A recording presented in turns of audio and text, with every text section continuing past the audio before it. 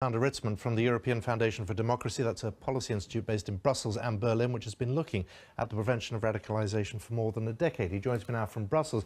And just listening to what Gavin had to say there, are you surprised at this sort of modus operandi, if you like, by the Islamic State, if it is indeed them?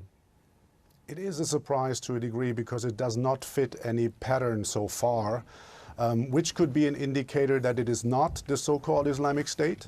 But it could also be that it's just a new modus operandi. So there seems to be a strong lead that the federal authorities are following and investigating and have arrested a person already. But it's really too early to determine anything final. But it could be something else. It could always be something else. We always have to ask ourselves who has a benefit from this kind of attack. The letter that was found is really confusing to a degree. It is not referring to the so-called Islamic State in a proper way. There's no oath of allegiance to the caliph. The demands are very precise and wrong at the same time, since Germany is not bombing anyone anywhere. So from the air anyways. So this is a very confusing statement to a degree, which could indicate that it is a follower, a sympathizer of the so-called Islamic State, who is a skilled bomb maker. And this would be definitely something new. What about the target, which also appears to be rather new, a football team? Absolutely. From the logic of terrorist organizations, they would rather hit soft targets usually, meaning the fans, the stadium, public places like we've seen in the past.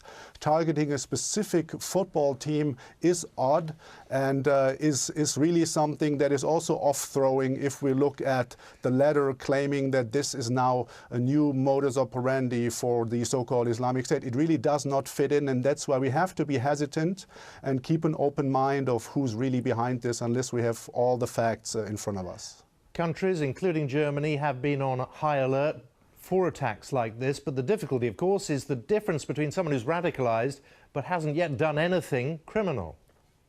Absolutely, and we're really missing out. The focus is on police and intelligence work, hard security, which is very important.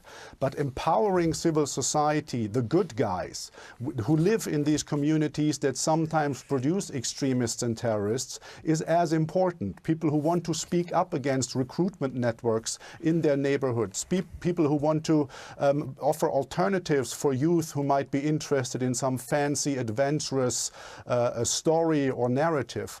We're focusing too much on the hard side of security, and we're missing out on prevention by not empowering civil society enough. Alexander Ritzmann, thank you very much for your time. Thank you. Here, unemployment has fallen to its